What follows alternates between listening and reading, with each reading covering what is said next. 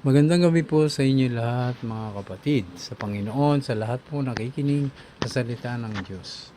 Naway puspusin kayo ng Banal na Espiritu Santo.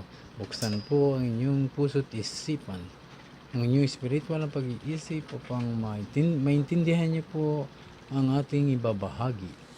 Tungkol po ito sa mayroon bang imposible sa Diyos? So, ang paring si Zacarias at ang kanya namang asawa na si Elizabeth ay baog at halos matanda na rin. Nang siya'y nakapasok sa templo ng Diyos ay nagpakita ang isang anghel sa kanya. So basahin po natin sa Lucas 1 verse 8 to 13. Isang araw, nanunungkulan ang pangkat ni Zacarias at ginagampanan niya ang kanyang tungkulin sa harapan ng Diyos. Bilang isang pari, nang sila'y magpalabunutan, ayon sa kaugalian ng mga paring Hudyo, siya ang napiling magsunog ng insenso. Pumasok siya sa templo ng Panginoon sa oras ng pagsusunog ng insenso.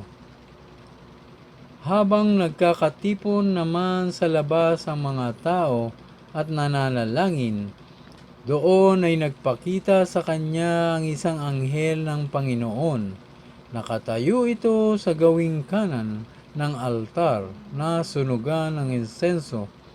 Nasindak si Zacarias at natakot nang makita niya ito. Ngunit sinabi ng anghel sa kanya, huwag kang matakot, Zacarias. Dininig ng Diyos ang iyong panalangin. Ang iyong asawang si Elizabeth ay magkakaanak ng isang lalaki, at Juan ang ipapangalan mo sa bata. Dito po, ipinababatid ng ating Diyos na makapangyarihan sa lahat na walang imposible sa Kanya. Maging baog ka man o nawalan ng buhay, may sakit na malubha, ay kaya niyang gawing posible ang lahat dahil siya ay makapangyarihan at mapagmahal na Diyos. Mapagpakumbaba. Sinabi pa rito na kalugod-lugod sa Diyos ang mag-asawang si Zacarias at Elizabeth. Kaya kahit matagal na silang nananalangin na magkaanak ay tinugon din sila ng Diyos. Kahit matagal pa at baog pa si Elizabeth. Kaya po wala talaga imposible kay Lord. Katulad po ni Sarah, si Sarah po ay baog. Nang sila'y matanda na, ay pinangako pa rin ng Diyos sa kanila bago sila tumanda hanggang sa kanilang pagtanda na si Sarah po ay manganganak, magkakaroon ng anak, at yun ay tatawagin niyang Zacarias. So kahit na matanda na po sila at baog si Sarah, ay nagkaroon po sila ng anak na walang iba kundi si Isaac, ang tanging tagapagmana ni Abraham. Dito po nagsimula ang angkan ng mga Israel. Simula kay Abraham, Isaac, Jacob, at sa mga dumating pa ang mga bansang Israel kay Jose at sa mga at katulad ng naging sila'y mga naging bansang Israel. So nasa kanila po ang banal na lungsod, ang bayang Israel, ang bansang Israel. Ito po ang tinatawag na kinalulugdan ng Diyos at minamahal ng Diyos ang bansang Israel. Sila po ang mga pinili.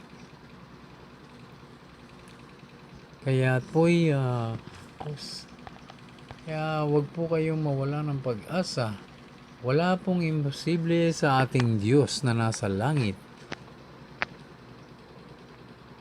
Manalangin po lagi kayo araw at gabi. Araw-araw, ilang beses sa isang araw. Araw at gabi magbasa po tayo ng Biblia upang maunawaan natin ang kalooban ng ating Diyos. Ipanalangin po natin na ipaunawa sa atin ng Diyos ang ating binabasa upang maintindihan po natin, makilala po natin ang Diyos na makapangyarihan sa lahat, mahabagin, mapagpakumbaba, mapagmahal, at hindi madaling magalit. May pinakamahabang pasensya, ang Diyos ng kataas-taasan, ang hari ng mga hari, ang siyang una at ang wakas.